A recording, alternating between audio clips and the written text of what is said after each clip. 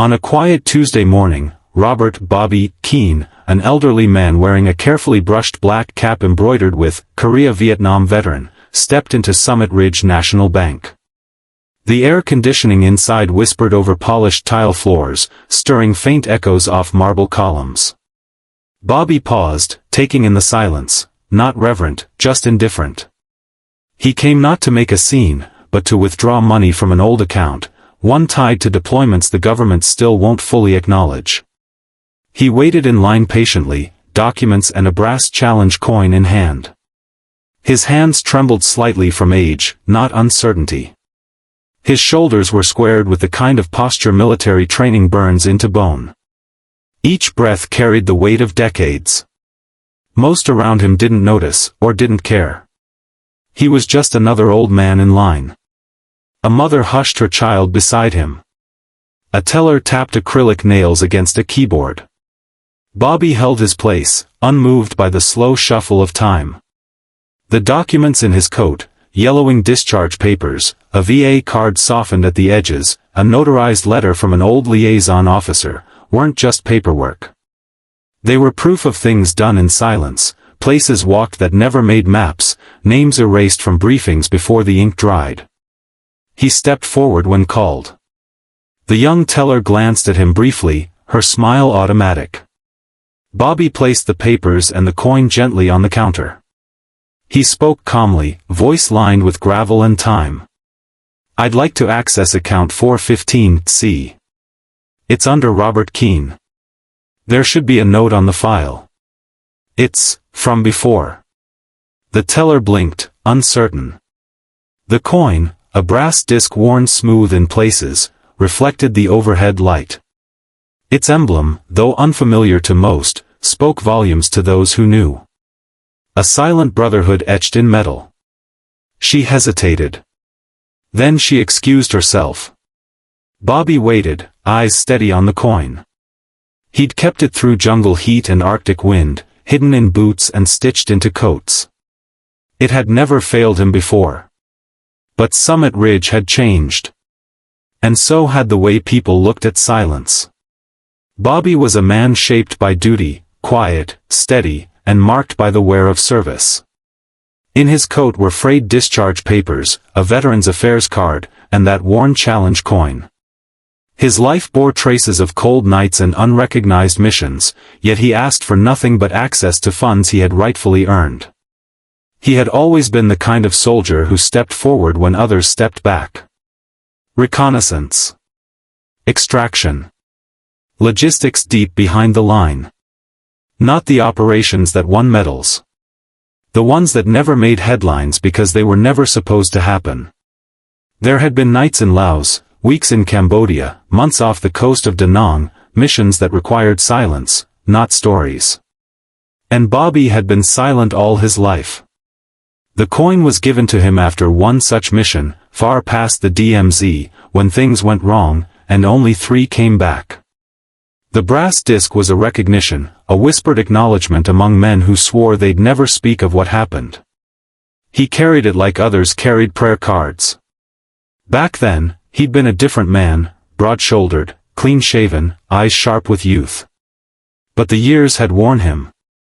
After Korea, after Vietnam, after the long silence of a military that erased his role with sealed files and deflected requests, he'd returned home not to applause, but confusion. Paperwork missing. Records redacted. He filed claims, appealed decisions, walked the corridors of VA offices where clerks looked at him like a relic. So he learned not to ask. Not for help. Not for pity. He took warehouse jobs, worked late shifts, fixed fences. Married once. No kids of his own, but he helped raise his sister's boy like a son. Time passed. The war became history. His name faded from systems, from memories. Only the coin remained. That, and the account. One tied to a fund set aside for Black Ops veterans, a quietly administered trust used in emergencies, accessible only with a code, a coin, and presence. That morning, he needed it. His great-nephew had earned a scholarship, but the tuition gap was too wide. Bobby had promised him quietly, without details, that he'd cover it. It was the one good thing he could still do. When the teller returned, she wasn't alone. A manager walked behind her. Young, suited, smug in the way that only people secure in small power could be. His name tag read, Keane. He wore his authority like armor, pressed collar, stylized haircut, the sharp scent of synthetic cologne. "Mr. Keane," he said, barely concealing suspicion. "Mind stepping aside with me?" Bobby nodded, gathering his papers and coin. They moved to a side counter, still visible, but away from the line. Keane leafed through the documents with disinterest. "These look old," he said. "They are," Bobby replied. The coin caught his eye. He picked it up, turned it over, squinted. "What's this supposed to be?" "A challenge coin," Bobby said. "Issued unofficially after Operation White Echo, 1970. Keane smirked. "Never heard of it." "You wouldn't have." "And this account," Keane said, tapping the folder. "You say it was set up by a government liaison?" Bobby nodded again. "Colonel Walter Dempsey. He's passed." Keane leaned back. "Mr. Keane, do you have any formal record of this account existing? I'm not seeing anything under your name in our current database." "It's coded. Check under 415C, Restricted Access." Keane raised an eyebrow. "We don't maintain restricted accounts. Not like this. It was initiated in 1972. Transferred to this bank when it merged with Allied Mutual." Keane chuckled, shook his head. "Sir, this looks like something someone printed on a typewriter in their garage. I'm sorry, but this," he held up the documents, "isn't valid proof of anything." "And this coin?" He held it up between two fingers. "Probably from a flea market." A few people in the lobby glanced over now. Bobby stood straighter, but said nothing. Keane continued, voice louder now, feeding on the small audience. "If you're attempting to defraud the bank with made-up military credentials, that's a serious federal offense." Bobby reached out, took the coin from Keane's hand slowly. "I'm not defrauding anyone," he said. "I've seen this kind of thing before," Keane said. "People pretending to be vets for sympathy." Still, Bobby didn't argue. He simply gathered his documents again, slid the coin back into his pocket, and stepped away from the counter. He moved to a window bench across the room, sitting quietly. Eyes down. His chest barely moved with breath. Humiliation hung in the air. The teller glanced toward him, her expression unreadable. Customers shifted in place. No one spoke. Keane returned to his office, satisfied. Bobby didn't leave. He just sat by the window, the coin in his hand. He didn't look angry. Just still. Years had taught him what silence could endure. The lobby held a strange quiet now, as if Bobby's stillness had unsettled the air. A few customers avoided looking at him. Others snuck glances, uncertain whether they'd just witnessed a misunderstanding or something more shameful. Keane's laughter from behind glass walls carried too far. At the far end of the room, someone else had been watching closely. Maya Rodriguez. She sat near the notary desk, holding a folder of title documents. Late 30s, composed, hair pulled back into a no-nonsense braid. Civilian clothes couldn't hide her posture, shoulders straight, chin level. There was something in her gaze that suggested a long memory and a sharper sense of justice. Maya had served in the Air Force, logistics and field coordination. 2 deployments in Iraq, 1 in Afghanistan. She knew paperwork. Knew what real documents looked like when they were handled with gloves or suspicion. And she recognized the kind of coin Bobby had carried. She'd seen one once, at a ceremony on a rain-drenched base in Kandahar, given by a visiting general to a man who'd never worn his medals in public. That coin didn't come from a flea market. She watched Bobby for a long moment. Saw how he gripped the coin again in his hand. Not to threaten, not to show, it was something else. The way his fingers closed over it. Like someone holding a memory too dear to explain. She stood quietly. Walked over to the customer service kiosk. "Excuse me," she said to the woman typing behind the desk. "Who's the branch manager?"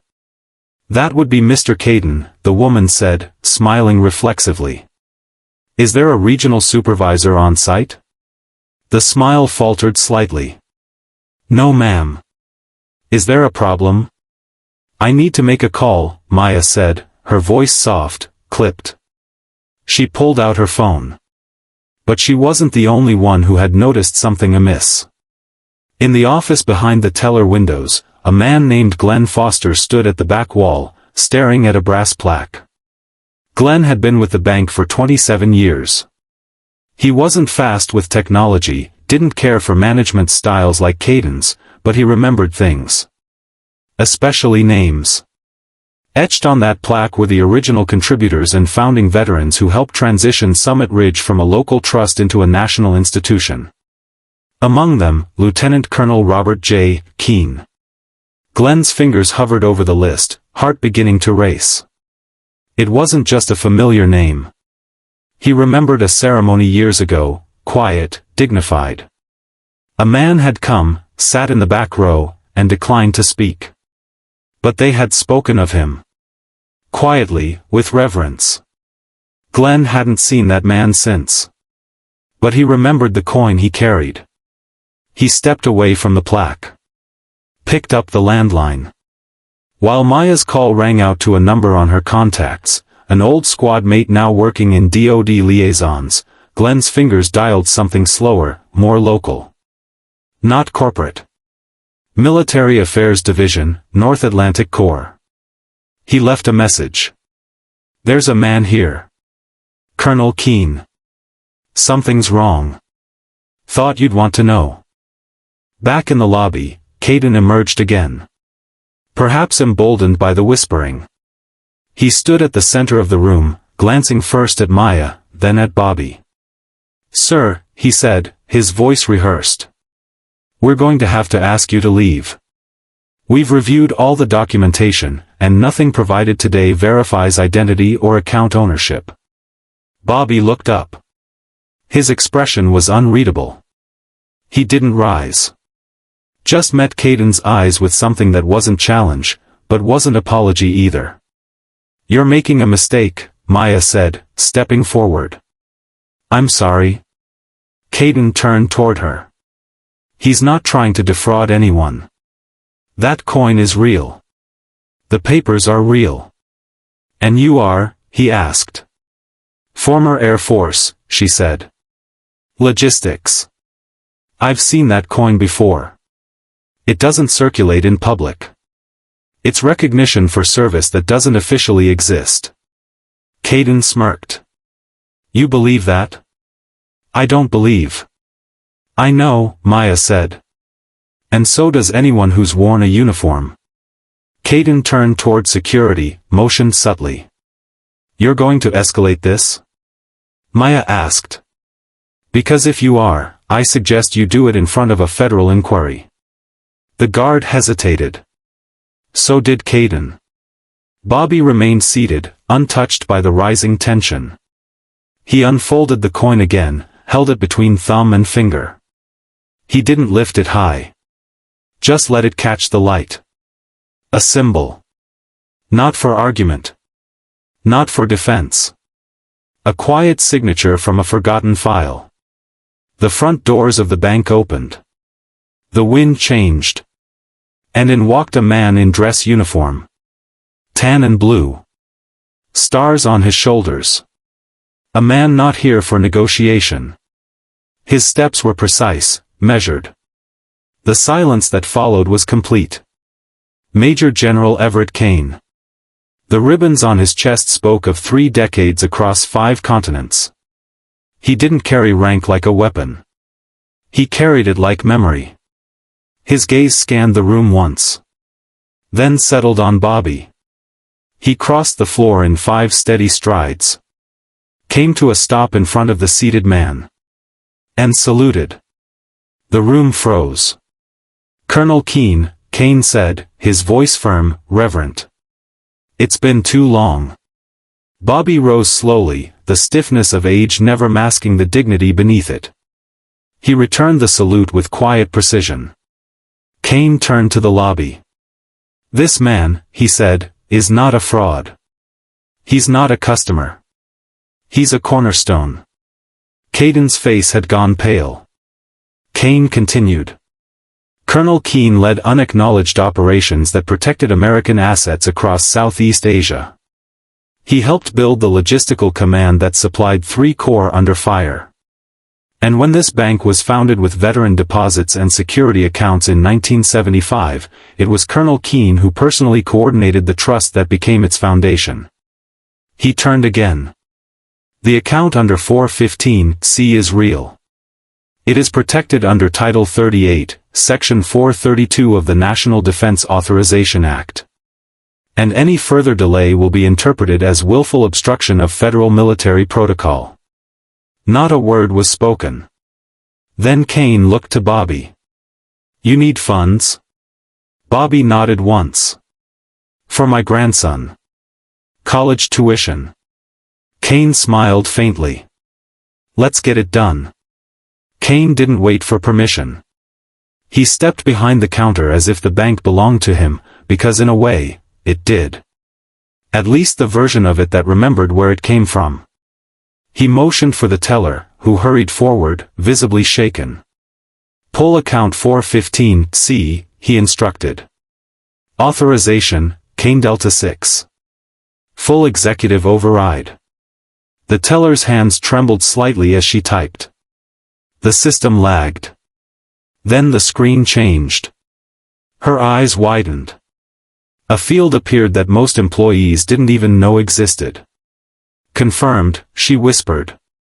Caden stood frozen. It was one thing to bluff. It was another to watch reality prove you wrong. Keane turned toward him. "You will print withdrawal paperwork for Colonel Keane. You will personally apologize. Then you will take a few days leave and reflect on the difference between customer service and honor." Caden opened his mouth, but found no words. He nodded once and walked back to his office. In the silence that followed, civilians began to shift. One man near the doors straightened his back. Another, a Vietnam-era vet by the pin on his collar, rose slowly and stepped forward, stopping just shy of Bobby. Without a word, he saluted. Bobby returned it, quietly. Keane stood beside Bobby at the desk as forms printed. "I read the debrief from White Echo," he said under his breath. "I was a junior logistics officer when your unit vanished for 6 weeks. We thought you were gone. Then we got the call, extraction complete. You brought 12 men out through jungle and shadow. We never knew how." Bobby didn't respond. Just signed the paperwork. Keane respected the silence.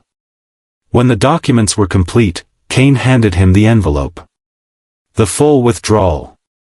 I made sure it won't trigger review." Bobby nodded. "Thank you."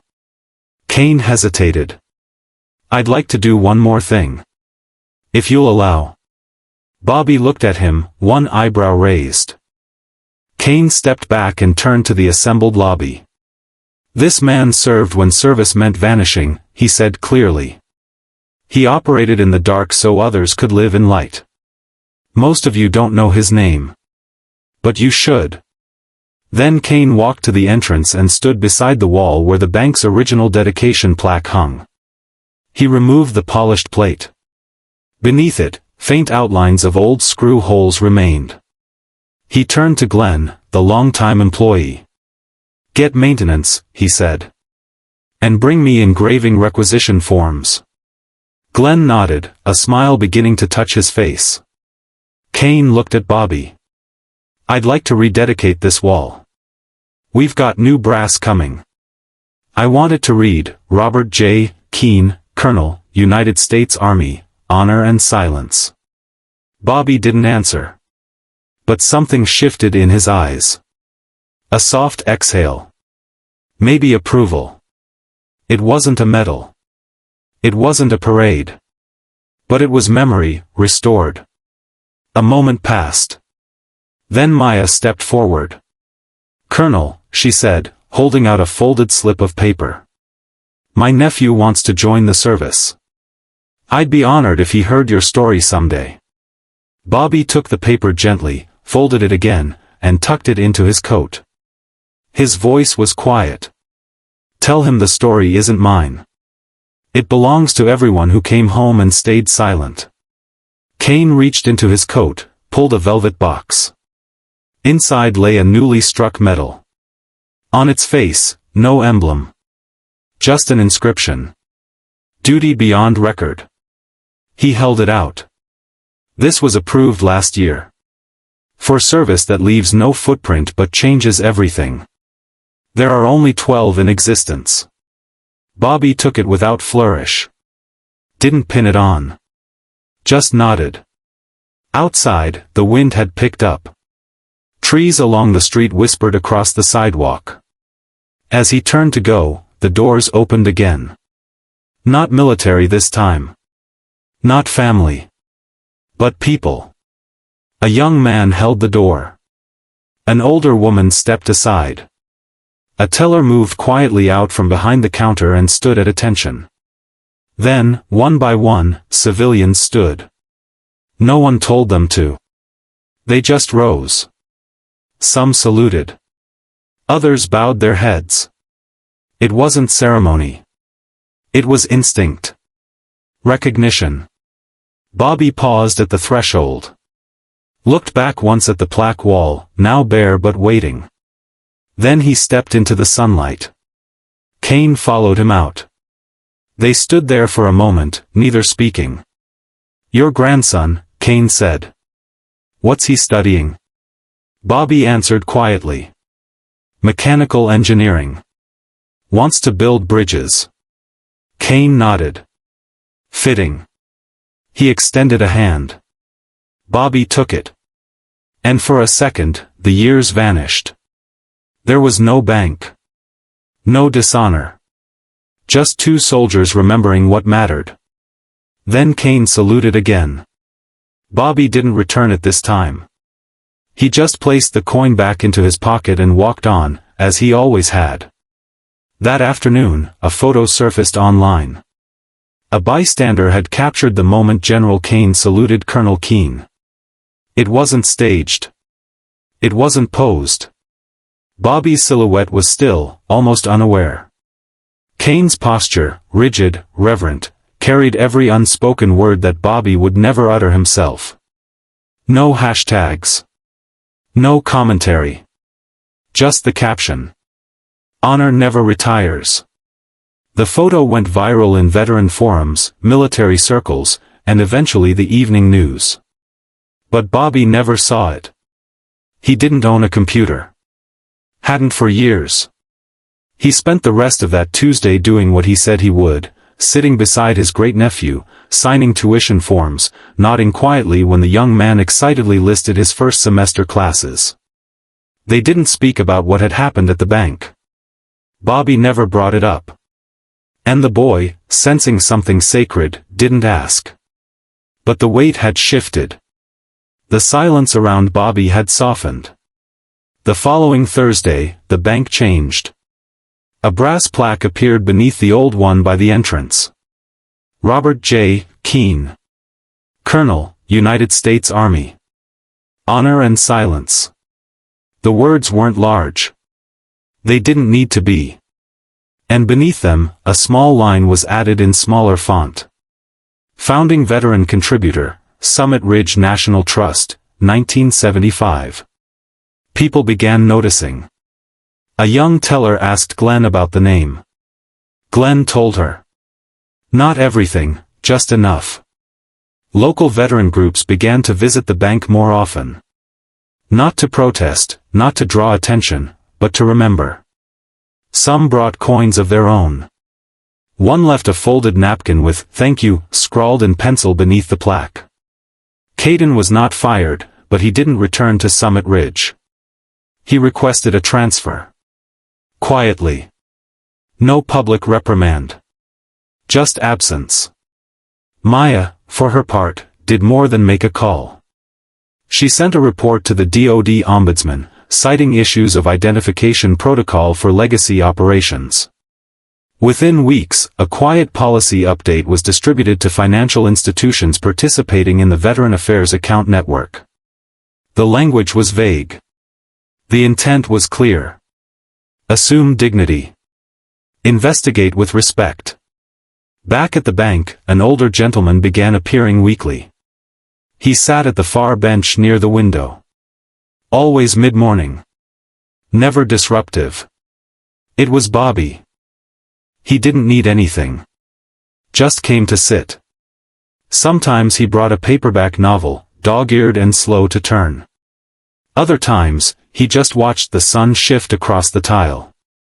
Staff learned not to interrupt. Not out of fear, but reverence. Some mornings, a teller would leave a small cup of coffee near the edge of the bench. No charge. No receipt. Bobby would nod once in thanks. No words exchanged. The coin rarely left his pocket now. But once, when a young man approached him, nervous, carrying enlistment papers in hand, Bobby brought it out. He didn't tell a story. He just placed the coin in the boy's palm, let it rest there for a second. Then took it back. A lesson in presence. In wait. By the third week, a quiet tradition began. Fridays, at exactly 10 a.m., local veterans, young and old, started visiting the branch. They didn't hold signs. They didn't speak loudly. They came, they sat, and they waited. Some stayed for minutes. Others lingered longer. And when Bobby left, always at 11 o'clock, they stood with him. Not following. Just standing. A silent convoy of memory.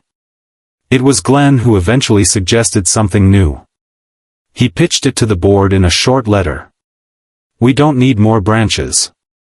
We need more roots. Let's start with remembering where we came from. That fall, Summit Ridge introduced a veteran liaison desk at each of its regional branches. Small. Understated. But staffed by someone who knew the difference between a transaction and a story. And beneath the desk, in every office, they mounted a single line of brass, replicas of the inscription that had changed everything. Duty beyond record. They didn't advertise it. They didn't need to. Keane returned to Washington within the week. But something lingered. Not the event itself, he'd saluted before. Buried soldiers. Stood at podiums. Stared down silence in 1,000 forms. But there was something about Bobby Keane that stayed with him. The stillness. The quiet acceptance of humiliation. Not out of weakness, but because Bobby had known worse, and survived. Keane found himself reviewing old files late into the night.